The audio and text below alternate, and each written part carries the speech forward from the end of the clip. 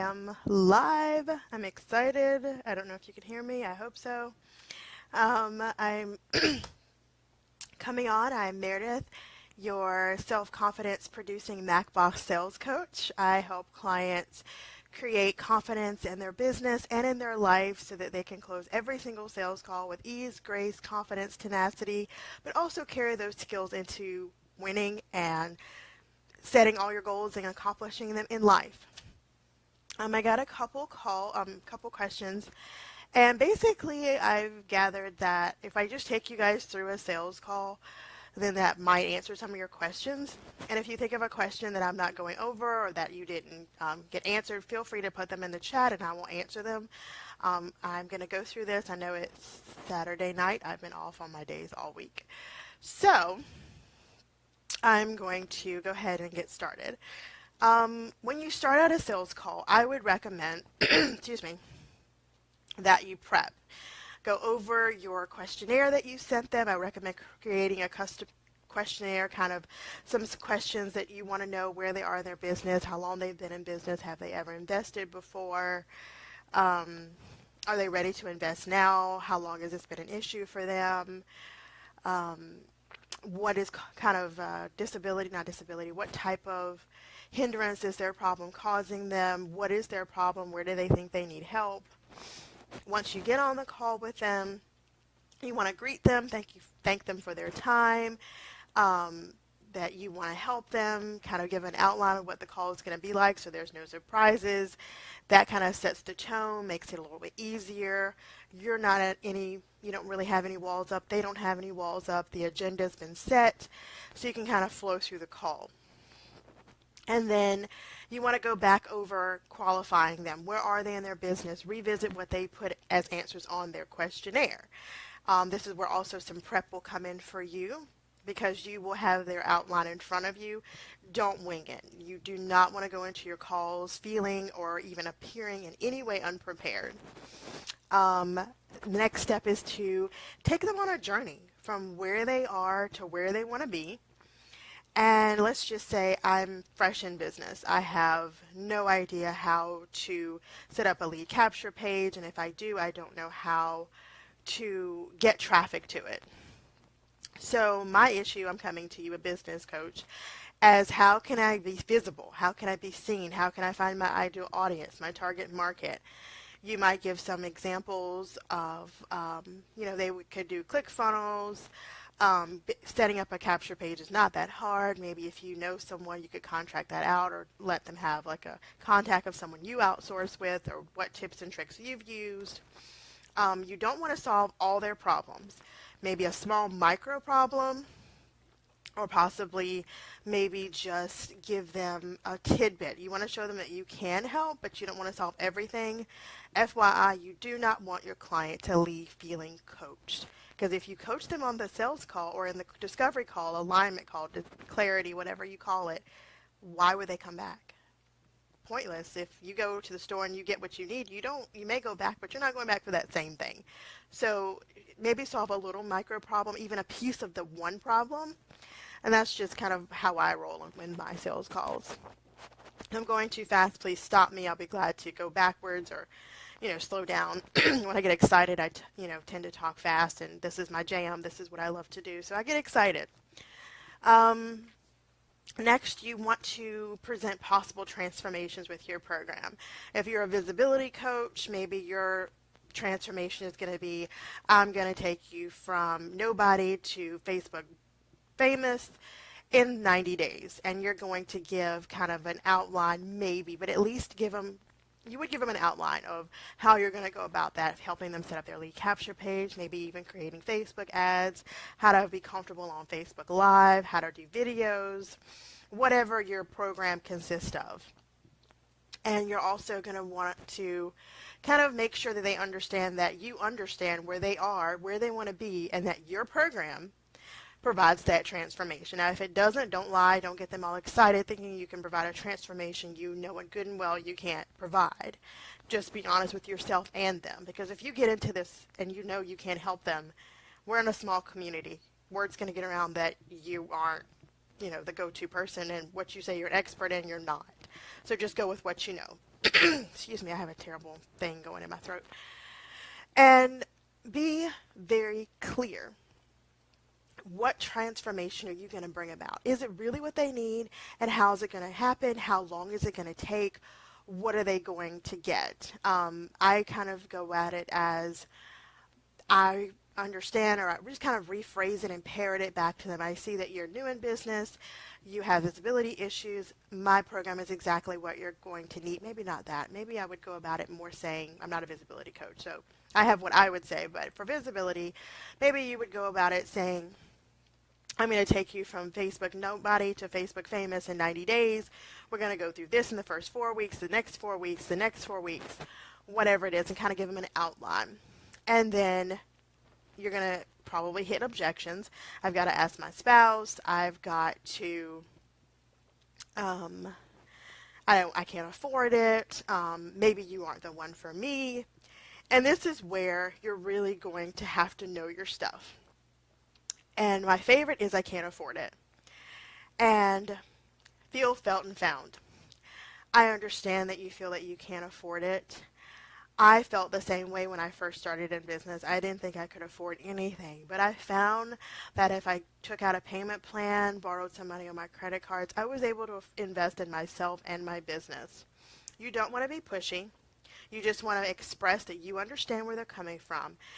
More often than not, when people feel like you have fellow feeling, you understand where they're coming from, where they are versus where they want to be, you have a lot more likelihood of actually getting them to come around.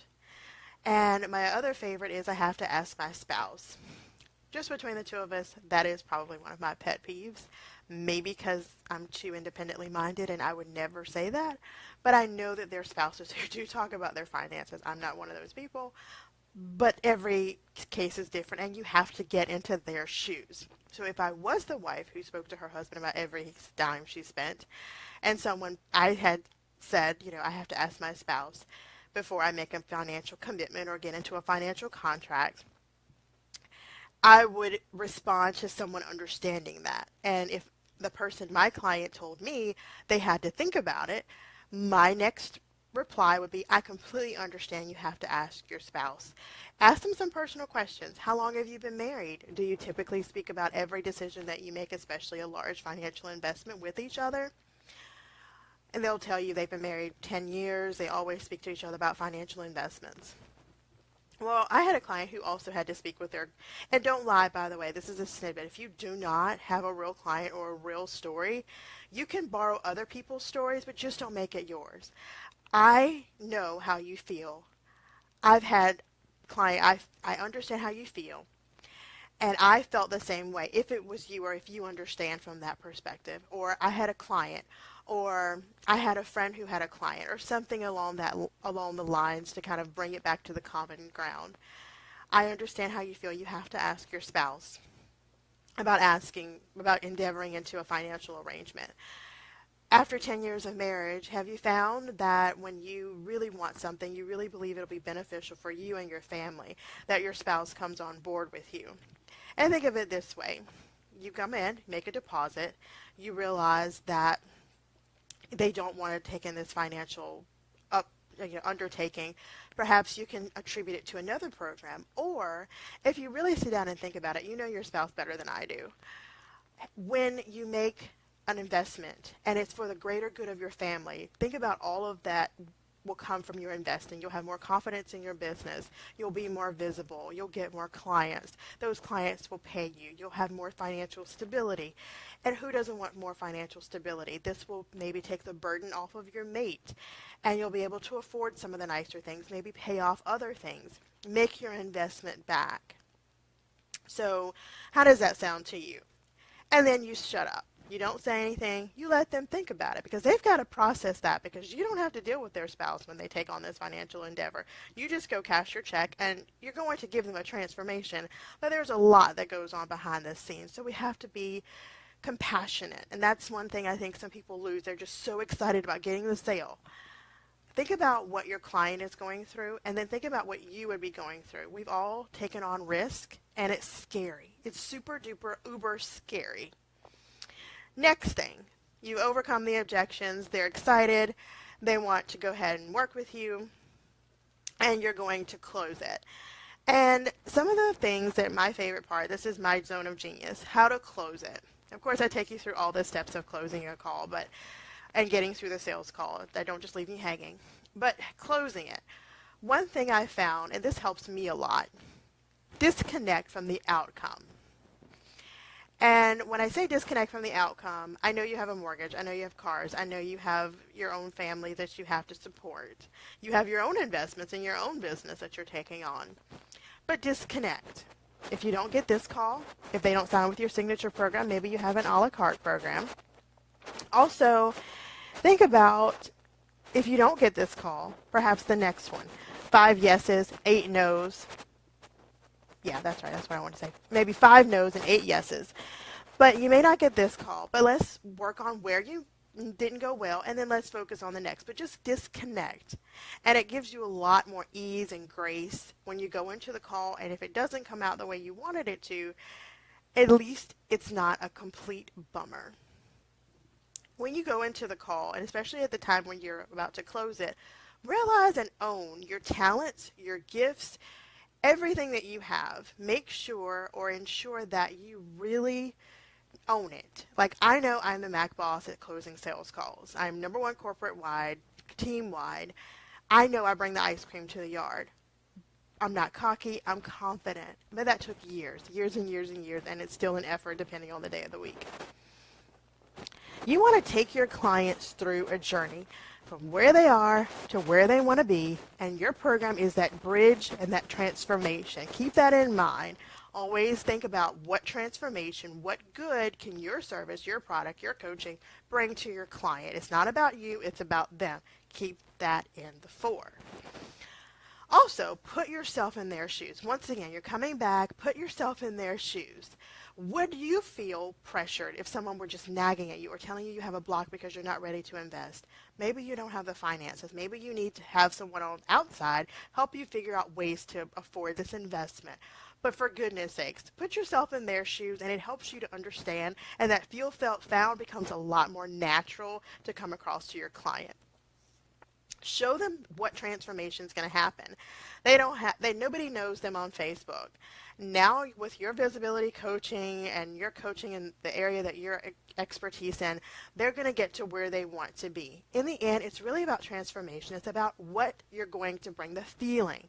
When you go to the store and you buy a hat, you are not buying the hat, you're buying a warm head. When you buy a house, you're not buying 4 walls. You're buying memories, dinners at the table, Christmas, Thanksgiving, your first child, your grandchildren, all these memories. My first house, I did not like where it was. I will tell you right now, if I could have picked it up and put it in my ideal slot, I would have. But I bought it anyway because it had a beautiful backyard. I could see my daughter swinging from the tree. I could see neighbors coming to our house for cookouts, and that's what you do, barbecue and cookouts. We even got a hibachi as a wedding present. I could see bringing my child home, which I did. And I get excited just thinking about it now. And I've sold that house and bought another one. I didn't buy it where it was. I didn't buy 4 walls. I bought memories. And that's basically how my realtor got me to buy a house in a neighborhood I didn't even like. That might not be a good idea for you, but it worked for me. 5 years there, never had a real problem. And then other thing is, just remember, don't be confused. Like I said, I'm not trying to contradict what I said in number 1 by disconnecting. You disconnect from the outcome, but not from your client or prospect, and especially from where they are and where they want to be. It's basically all I had for you. I know this isn't as long of a live as I thought it would be, but I'm kind of excited. So I'm here for a few more questions and concerns if you have them, and I'm here, not going anywhere. I'll be here probably another 15 minutes. And then if you still have questions, I'll be around. If you don't want to post them, feel free to PM me. Some people did PM me their questions. Also, if you want more information and more in-depth analysis of your sales process, how you close your sales calls, especially if you want to know more about how to close your sales and clarity alignment discovery calls with ease, grace, tenacity, finesse, I'm offering 5 free 30-minute sales call audits. During the audit, we'll go through your sales process and tweak it to get you your next or your first yes. I'm really excited about this. I haven't offered this in a really long time, so I'm really excited about helping others to close their sales calls. If you're not making money in your business, it's just a glorified hobby. So we want to get you making money, having revenue in your business so that you can, do your thing and live life the way you want to, whatever that means for you. For me, it means going to Outback and taking a weekend trip to Jekyll Island. But that's just me. So I have 5 spots open for the free 30-minute sales call audit. Again, we'll go over your sales process, tweak anything that needs to be tweaked. Open for change would be important if you want help. And of course, we want to get you your next or your first yes. We don't have to talk about whether it's your first or your next. The next time you go into a sales call, we want to have it to where you get a yes. I have 5 spots open. I'll put the link to where you can sign up in the chat. I can't wait to see how I can help you. I'm super excited. I love this. This is my jam. This is what I love to do. I'm going to do it even if I didn't get paid. But it's important to get paid because I have bills. But I'm excited to offer these 5 free ones. Just kind of give you a taste of what I do, see what you're up to. Hopefully we can get to know each other, be good friends, and cheer each other on in this process of the online entrepreneur community and space. I love when people say the entrepreneurial space. I feel like I'm in Star Wars or something. But I'll put the link. Again, I'll be here for a little while. Feel free to reach out to me if you don't catch me on this live or the replay. Thanks so much for your time. Thanks for trusting me with your questions. I really do sincerely care about you all, and I look forward to working with you, whether it's on this call or with my program or however, or just chat me up in the messenger. I seem to live on Facebook. Thanks again for listening. I had a blast, and I'll see you the next time. Have a great night, morning, afternoon, wherever you are.